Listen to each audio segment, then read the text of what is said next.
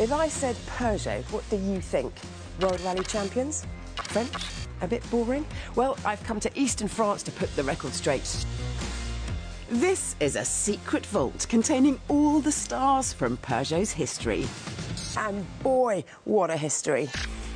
It's a story of pioneering design, engineering breakthroughs and technological firsts. It's the story of unprecedented motorsport success and the race-bred road cars that resulted.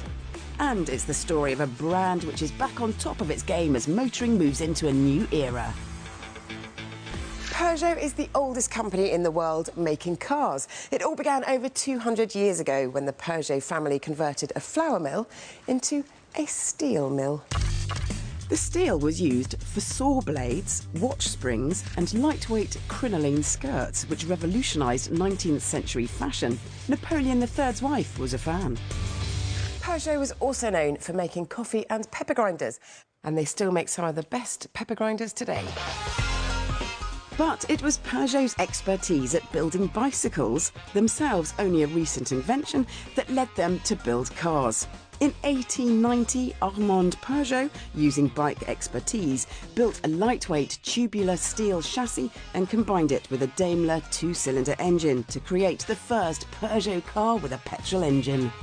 4 years later, in 1894, a Peugeot won the Paris-Rouen horseless carriage competition. It was the world's first motor race. Armand was convinced that the future lay in automobiles, but his cousin, Eugène Peugeot, boss of the business, wasn't so sure. So Armand set up on his own. Armand was right, of course, and Peugeot have been building cars ever since. Pretty soon, Peugeot cars stopped looking like motorised bedsteads and started to look like something recognisable as a car. By 1912, Peugeot had opened a purpose-built factory at Sochaux, the world's oldest car factory. And on the racetrack, there was a race car with a four-cylinder, 16-valve, double overhead cam engine, technology that is still current today, over 100 years later. In 1929, Peugeot launched the 201, the first Peugeot to feature the now famous 3 digits with a 0 in the middle. The 201 was the first mass-produced Peugeot, and although it was the least expensive car in France, it was made in such an efficient way that the Sochaux factory became the most profitable in the world. 1929 was the same year as the Wall Street crash, leading to the Great Depression, which was terrible for a lot of people, but great for the Peugeot 201. Expensive cars were out, affordable cars were in, and the 201 was the most affordable car in France. Peugeot cleaned up. The 201 may have been cost-effective, but that didn't mean that it lacked innovation.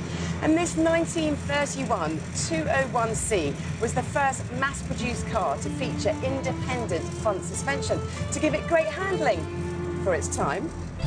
Up front, there's an 1122cc engine developing 23 horsepower. And it'll hit 50 miles an hour. I don't think I'm brave enough to do 50 miles an hour in this because I like my modern comforts, airbags, ABS. There are 3 gears and you have to push the clutch twice to engage each gear. So it's quite a laborious process. And the brakes, yeah. Woo. The innovations continued at Peugeot and cars started to be stylised for the first time, with elegant bodies, softer lines and sloping grilles. Over the decades there have been rafts of interesting Peugeots, 204, 304, 504. But I'm going to jump to one of my favourite Peugeot eras, the 1980s and 90s. Peugeot had a string of great drivers' cars, the 309 GTI, 106 Rally, 306 Rally and the 306 GTI 6. And of course, best of all, the 205 GTI. As with many manufacturers, Peugeot had a tricky time in the 70s. They needed something new, they needed something profitable, they needed the 205. The 205 was an instant design classic, and adding fuel injection and calling it a GTI turned it into a mini icon that's still very much loved today. A 205 GTI, best handling cars I think ever made. The way it goes, the way it stops. It's so light, it feels like it's part of the driver. I'm besotted with mine. Once you've got one of these cars, they sort of get under your skin and you sort of grow with them, you know. Peugeot sold over 5 million 205s, a record at the time. But for me, what the 205 really did was prove that a Peugeot could be a real driver's car. It also led to the Peugeot 205 T16 Group B rally car that kicked off a great run in motorsport for the company. The 205 won the Group B Rally Championship in 1986 and 87 before Group B was banned for being too wild. So Peugeot switched to Rally Raid and the 205 won the Dakar Rally in 1987 and 88. What a car. After that, Peugeot switched to the 405 and won the Dakar again in 1989 and 1990. Peugeot won Le Mans in 1992 and 93 and then again in 2009, this time with a diesel. Overall, Peugeot have won the World Rally Championship 5 times, the Dakar Rally 7 times, Le Mans 3 times, and held the record for the fastest Pikes Peak ascent. That is an impressive record, but it hasn't just been about sound and fury, it's also been about beauty.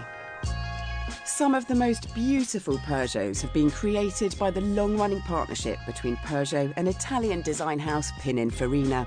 The relationship kicked off in 1960 with the Peugeot 404 and the particularly stylish Peugeot 404 Coupe and Cabrio. More recently, Pininfarina was responsible for this, the 406 Coupe, an effortlessly elegant design. Mainstream coupes have drifted out of fashion in recent years, replaced by more practical, but perhaps less beautiful cars. I was a road tester on a car magazine when this car first came out, and I was blown away by how stylish it was. That, coupled to the silky smooth V6 engine, was a perfect combination. So where is Peugeot today? Peugeot's 3008 SUV is a multi-award winner, having won over 65 international awards. And the 508 Fastback has been wowing fans with its sleek styling and interior, featuring Peugeot's innovative iCockpit, which gives drivers a whole new driving experience. But the motor industry is changing, and Peugeot is at the forefront of that change. The new 208 is a small car for the future, whatever that future may be, as cleverly you can have the same car as either a petrol, diesel or electric. And the all-new 2008 SUV will have the same choice. Then there's the 508 PSE concept car, a 400 brake horsepower hybrid engineered by Peugeot Sport, proving that more environmentally friendly cars don't need to be dull. And there's this. The E-Legend is an electric car that you can drive, or it can drive itself. With a cockpit that can be a control centre when you want it, or a place of relaxation when you don't. The E-Legend is the shape of things to come, referencing the past whilst boldly looking at the future. Peugeot, boring? I don't think so.